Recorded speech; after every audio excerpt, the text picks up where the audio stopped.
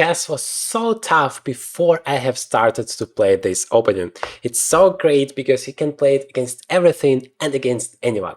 Here's how it goes. I play here against Sophia 2300 rated bot on chess.com, and I'm gonna illustrate my opening. It starts with the move d6. Now Sophia plays something very weird, f4, but because this opening is so great, I don't care at all. Even if she does something weird like that, I still play the same thing. I play d6, then next move I play knight f6. Here I can even immediately start with e5, but okay, there is nothing stopping me from starting with knight f6. Because if she plays e5, I don't think it's going to be so good. I can take, play knight g4. Somehow that is too risky for her to open up the king like that. And here I play the move e5. So those are the first three moves. Then I want to bring my bishop to e7. I want to castle. And yeah, before doing that, I have to protect that pawn on e5. It's very important. It's our main pawn. We never want to blunder it. So we play the move knight b2 d7. Those knights are always like that. And then bishop e7, castles are my next moves. And even though my opponent is playing very weirdly here, you can notice that I do exactly the same thing no matter what. Yes, there are some differences in terms of what kind of positions are happening here. For example, she plays the move d4, which is attacking my pawn on e5 twice, but I'm even not afraid of that. I can still play a useful move for myself, c6, and show you that it's really not dangerous here at all, because once she takes it multiple times, she's gonna have double pawns there in the center, and her king is still in the center, very vulnerable. So for example, if she takes with a pawn, I can play knight to g4. That's exactly what happens. And this is why I love Philidor defense so much. It's not a passive opening. Whenever your opponent, he's like, well, you're playing seemingly passively, let me go and attack you. Well, the moment he tries, your position opens up, your pieces spring to life, and you have so many amazing opportunities. For example, I'm threatening here bishop c5 or queen b6, and that would be devastating for my opponent. She plays knight to g5. Which is an interesting move. She's continuing to go forward, to attack. The problem, though, is that this pawn on e5 is just hanging. I can take it with both of my knights, probably. But one of them is allowing the queen's exchange, so I have to think about it. But in every case, I'm completely fine. I just need to understand, of course, my opponent's threats. It doesn't matter which opponent you play, you always want to think what kind of opportunities your opponent has, what kind of threats he creates. And here, yeah, queen g4 is a huge threat. And I like to take with the g-knight, because I don't want to exchange the queens in this case. Normally, I do want to do it in this opening, but here I feel like I have more potential to attack because my opponent's king is exposed and I want to create threats against it. To achieve that, I want to start with the move bishop to b4, because that would be a very active piece. This knight on c3 is pinned now. To say the least, I can take and completely destroy his pawn structure. Okay, he plays queen to d2 to stop it, and then I thought I have the move queen to a5 to continue that idea. I don't see any reason why I cannot do that. Of course, I can always castle, but as long as my king is not in direct danger, I can wait with it a little bit, because that gives me time to create new threats. For example, he cannot castle. I wanted to say she cannot castle, because I'm gonna just take it and play queen takes a2. She does it anyway, so she's not afraid of that. Maybe there is something behind it. She wants to create some counterplay, but frankly, I don't see how it works, because my knight on e5 is so great. This is like the best piece you can imagine having. Why? Because it's blocking the isolated pawn, and which means that there are no adjacent pawns to this isolated one, which means that this knight on e5 is untouchable. You cannot do anything about it. And if you can't, then this knight is perfectly placed in the center. It attacks, it defends all at the same time, it controls so many squares, the knight is always perfect in the center if you cannot attack it, which is the case here. And so I think that allows me to grab that pawn on a2. So bishop takes e3, queen takes a2. Yes, I'm not creating a huge threat, because queen a1 check, he just goes king d2, but still, his king is never in safety. And I'm going to continue my attack thanks to these powerful pieces. I checked my opponent's opportunities. I don't think that he has anything very dangerous. Maybe the one thing I missed is that he can play bishop to d4 after I play queen takes a2 and attack my beautiful knight. Again, it's all about this knight. I do have the move f6, but you know, f6 is not what you normally want to move. Although my queen on a2 is good, it's stopping that move. That's interesting. It's stopping that move knight a6, so she has to go back. Then my knight is hanging again, and if I exchange it, then bishop c4 is becoming possible. Yeah, she does have a little bit of ideas. I mean, I can still take the queen. That would always be okay. I'm completely destroying my opponent's pawn structure, yet she's getting two bishops, which is quite a nice thing to have. Okay, let me take. I want to play this endgame. I want to put pressure on those very weak pawns, especially this isolated one in the center. And let's see how that plays out. So first of all, I want to castle here probably, because yes, we are already in the endgame where you can leave your king in the center in most of the cases. But here, with those two bishops, with the rooks coming, I feel like this king still might be in danger. For example, if she plays the move bishop c5, like I cannot develop my knight because bishop c5 is coming with the devastating effect. So to avoid all of the troubles, I just am gonna castle. Everything is protected here. I mean, I'm very satisfied with the opening here, the outcome of the opening, and that's exactly what you can achieve with such a position. I have covered so many different lines in my videos here. Please take a look at the entire series, because I show you how you can handle whatever your opponent throws at you. You can always play the same setup, but then I show you different middle game plans that you can use in your games. All right, so bishop e2. I like this move in terms of the defense, like she's covering all of the moves I can go to, but yeah, I still think that I'm able to create some problems.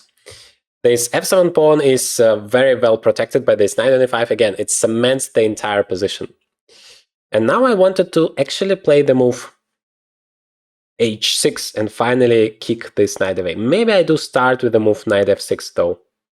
Not sure. Just to put this pressure on the pawn first and somehow finish my development, because it's not, I mean, those pieces are still not playing, and in the best case scenario, you always want to develop every single one of your pieces. You don't want any unemployment going on in your camp. So I'm thinking about knight f6.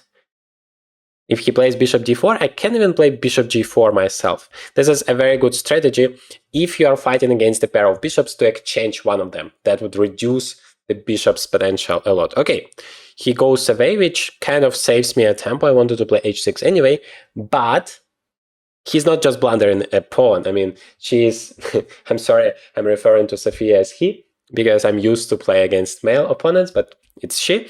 And she's not just blundering a pawn here. She wants to take on e5 and then give me a checkmate once I take back. So that move h6 actually is also very useful. I still do not want to play the move h6 right now, because she takes and then plays rook d8 check anyway, and that would be a horrible, horrible pin. Or I have to go back to e8, but that's pretty passive. So I'm thinking about developing my bishop here. I have two choices, bishop to d7 and bishop to g4. Bishop e6 would be actually the best, but that blunders the knight. And I do not want to exchange, because that improves my opponent's pawn structure a lot. What I can do though, I actually wanted to do that before, to play knight e to g4. That's attacking the bishop, and the next move I can take. Yes, that's actually great. I don't see any problem with that. Next move I can take with that second knight on e4 and finally grab that pawn. I have to be still a little bit careful, because there might be some difficulties. You see that Sophia is playing hugely on the development. That's what you should do. But let me think if I can still take it on e4. She can play bishop d3, creating a pin, attacking me many times, but I can play bishop f5, hopefully. Maybe not, because there is knight h4. Yes, and after knight h4, it's not so great, because my bishop is hanging. The second move after knight xe4 and bishop d3 is f5, protecting with the pawn. That seemingly seems to work, because bishop c4 check, I can always play bishop e6, blocking it. Yes, I do think it's time for me to take. If she ever plays h3, I Hope I always have knight f6 back protecting my second bishop. Okay, bishop c4. Yeah, that was the second move I was kind of expecting. But here I do have that move, bishop to f5. I don't see anything bad with it. I also have an alternative. I can play bishop e6 here. Ah, no, I can't. Rook takes e4. I take her bishop, but afterwards she has rook g4. That is why it's essential every time before you make your move, assess your opponent's opportunities, try to calculate it at least 3 moves forward or until he or she doesn't have any active moves left. Okay, let's not do anything fancy here. Let's play normal chess, which would be bishop to f5 in this case. Now bishop d3. Well, that's stupid because it's just a waste of a tempo. I mean, I know I said that in this case I wanted to play f5, but I cannot believe that it can be so dangerous. I can even just play the move bishop g6 back, making sure that my bishop is not hanging. I also had an alternative to play knight d6. Okay, she plays that, but can't I play even knight f2 here? What's the problem? I'm kind of forking those 2 pieces, and I can always take that bishop with a check. That might be useful in some variations. And I also protect my knight at the same time. The knights are both protecting each other, so I like this move, knight f2.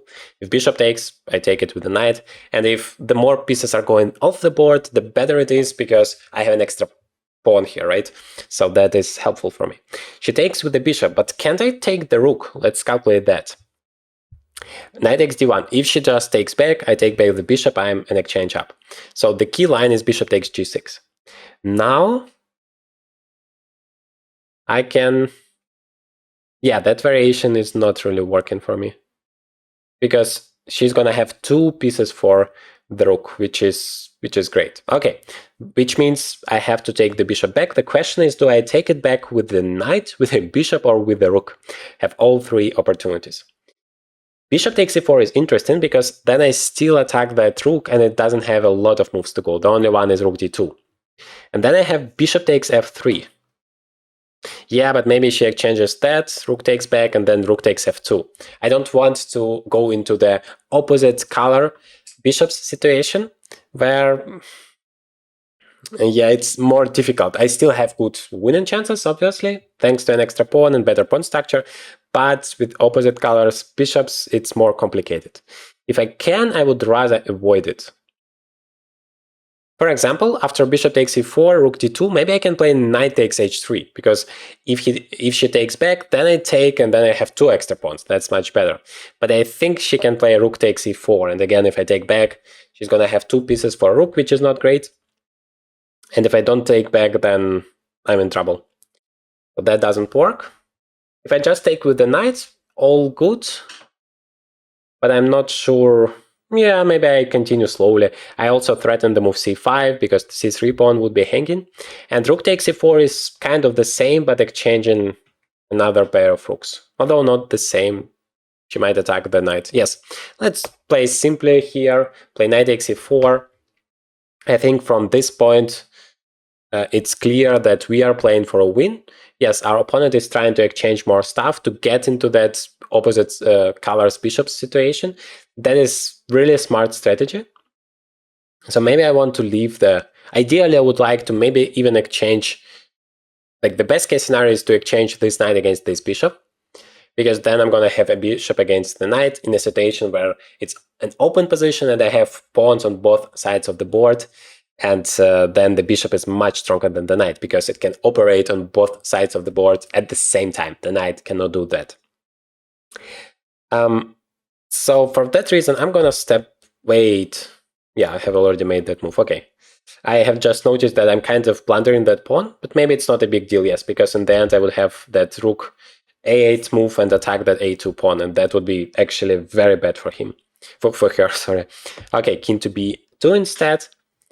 Now I think it's time for me to put those pawns on the dark squares. Every single time you have a bishop to play with, you want to put your pawns on the opposite color of your bishop. Because in this case, you control all of the possible squares. Your bishop is controlling the light squares, and your pawns are controlling the dark squares. And also you make it more difficult for your opponent's bishop, You might be wondering, what is this magic board I use in my videos? It's called Chess Not Evo, and I enjoy it so much. I have it for a year now. It completely transformed the way I play chess and I train chess, because I can play both on Chess and chess.com online, but on a real board. It's a completely different experience, and I enjoy it a lot. I haven't had any major issues, and that's my favorite product from Chessnut, because I have everything in one place. I have my books here, I have my studies here, I have my games, but they have so many different products according to your needs and your budget. The best part is, of course, you can use the link in the description as well as the promo code Journey to Grandmaster to get a big discount on all Chessnut products. Now, back to video. Bishop e5. Yes, that's very reasonable. Now I need to relocate my knight to a better square. For example, c6 would be a really cool square. So maybe I'm gonna play knight to f5. And if she plays g4, then I have knight e7 and knight c6. Knight f3 instead. I do think at some point I also want to make a luft for my king, just to make sure I'm not having troubles with my king. Because also rook d7, yeah, rook d7 is pretty annoying. I might just play rook d8 here, but then she can take and play bishop c7. I think the safest is to play f6.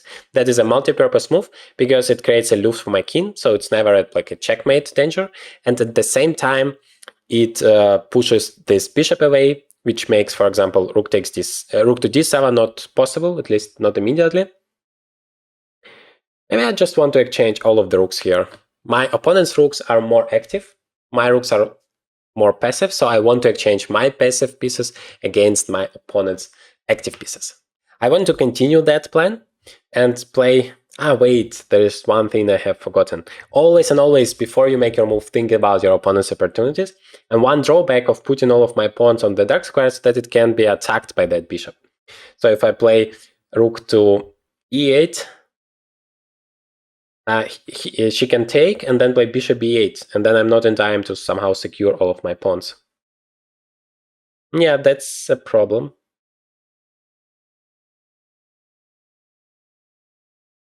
Yeah, I cannot do anything there. I can play rook to d8, grabbing the other open file, but yeah, there's some annoying things like g4 and then rook coming to e7. But that is simpler to deal with. I think that if my pieces all would be active, then I'm gonna have good chances. That's what I'm gonna play. Bishop c7, I don't think it is a problem for me, as long as I control that key square. Remember, I played f6, that helps a lot. By the way, it limits my opponent's knight a lot at the same time. That was such a powerful move, combining so many ideas in one move. That is always what you want to do. And now I can just play rook d7, why not? Controlling this 7th rank and pushing the knight, the bishop away. Now all I need to do is just improve my position. I want to bring my king. So many players forget about the importance of the king in the endgame, because they still treat it like a piece that just should stay in the corner and never move. It's wrong, because in the endgame, the king can be an attacking piece, and that would be stupid not to use that to your advantage. Yeah, my opponent is still creating those threats. Maybe I do relocate my knight. It's time for that. Why not? Knight e7, it's well protected, and then I want to place it on c6. That would simultaneously defend that pawn and attack the bishop. So my opponent is just going back and forth without any ideas how to actually improve the position. I want to play h6 first, because I want to have this h7 square in case she plays knight to h4. And then I'm gonna continue my maneuver here with knight c6. In general, I don't mind that much exchanging my bishop for a knight. Why? Because it's gonna create some imbalance, and I'm going to be able to put additional pressure on my opponent. I don't want to exchange just the knights, because we are knight d4, for example, because then we are gonna have the situation with opposite colors, bishops. It's so difficult to outplay your opponent, even if you have some extra pawns. I can play knight a5 here, and both of his pawns are under attack. The only way to secure both of them is to play king c3.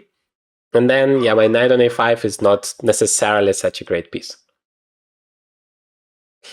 I can also play rook e7, now coming back to my idea to exchange the rooks, because no bishop b8 is possible anymore. I'm a little bit afraid to reduce the pieces balance that much, because the more pieces you exchange, the simpler it gets for the side with those opposite sides bishops to make a draw. So maybe I'm going to start with bishop h7 before going into the exchange. I want to improve my position as much as possible. So I have this g5 idea in mind. Yeah, that is why Sophia goes back, but I can still play g5. I mean, it does have some drawbacks. For example, this f6 pawn is going to be vulnerable. Yeah, and she tries to use that to her advantage. Maybe I shouldn't have done it, but I hope it's not going to be a big problem. I can start with the move rook d6, just covering that, so that yeah, I always have enough defenders. a3. Yeah, the problem for Sophia, she doesn't really have any active ideas, and that is always a good case scenario for you, because you can slowly improve your position, out maneuvering your opponent here. Maybe I want to play knight d8 and knight to e6 and eventually go into f4. That would be a beautiful square for my knight. Or maybe it's time to just exchange the rooks, at least trying to exchange the rooks with the move rook to e6, because then my king is going to be active. Let's actually do that. I guess the time has come. Either we are gonna exchange, or she has to step back. Yes, she's doing that. But in this case, I thought like this e3 square is really cool for my rook. But before doing that, as always, I have to think about my opponent's opportunities, and I don't like this rook d7 move. Not only it's a check, but it's attacking my bishop there. So I want to play king e7 first, controlling all of the squares, and then rook e3 is my next idea. Yeah, that is why she goes back. But now we finally... Do I take it, or do I also play bishop e4, improving my position even more? It's okay, I can take and then play bishop e4 next. Knight takes e4, and the reason why I wanted this, because now I play bishop e4, and actually Sophia has 0 moves with the knight. This is like the most beautiful position for your bishop to control all of the squares. Yes, she still can play knight to d3, but I thought I can actually take it. And in this position, the knights would be able to easily deal with the bishop. Maybe I'm wrong about that. I also can play bishop g2 and continue playing like that, because somehow all of my pawns are on the dark squares, so there will be targets for my opponent. But that h3 pawn is also hanging, like takes, knight e5, immediately attacking that pawn. He has to defend it or play d4. Yeah, maybe d4 is better. I'm a little bit afraid to go into that endgame with knight against bishop, where the pawns are on the both sides of the board. Obviously, I'm in no danger, because I have an extra pawn there, but still.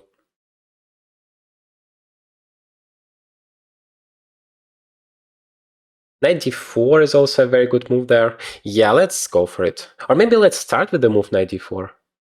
Because if I have the bishop against the knight, that can never be bad. Yeah, let's start with that. See what my opponent is doing, whether he takes. Okay, she takes here. But this position is even better. The bishop, as I mentioned before, is always better than the knight when there are pawns on both sides of the board. And that is actually a blunder, because now I can just take it. I mean, take the knight and go into the winning pawn endgame. What am I missing? So if she takes back, then it's definitely easily win, and I have 2 extra pawns. So maybe the trick is to take on b6. But then I can just play bishop to e4 back. Yes, I mean, enough is enough. I think that is completely winning. Yes, she takes here, but now I can play bishop to e4, and notice how beautiful the bishop is controlling all of the squares. She does take a lot of pawns. That's a little bit annoying, but I do think it can never be enough. All I need to do is somehow create a passer. Once I create a passer, I kind of immediately win. But it's a little bit annoying that king c4 is coming, so I want to play that move bishop d5, stopping my opponent's counterplay. Again, it's always very, very useful to stop your opponent's counterplay. Now I play king to d6, and I bring my king closer. Okay, she does the same. Let me play bishop a8 for now. I want to activate my king and I want to create a passer there.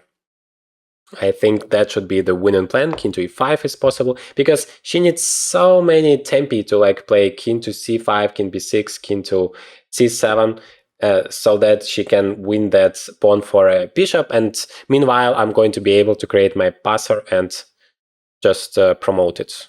I think I can just play f5 immediately.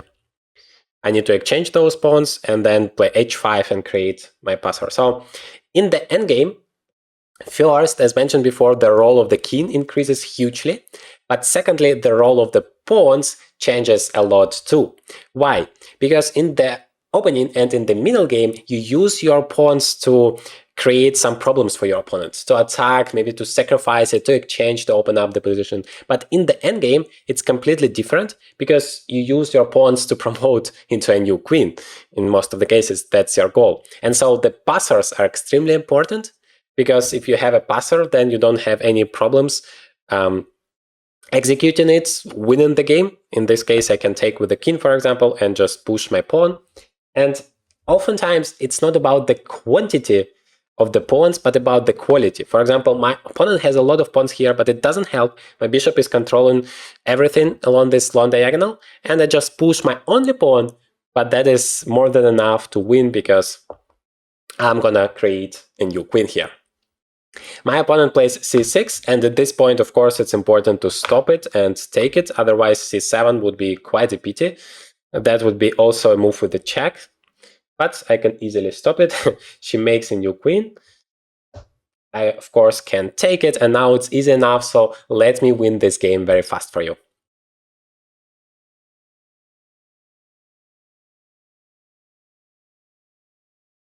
I'm allowing my opponent to promote a queen here, and I don't take it back because I have queen to b3. Checkmate. I hope this was useful, and in this video I show you how to win with this opening if your opponent plays the main move e4.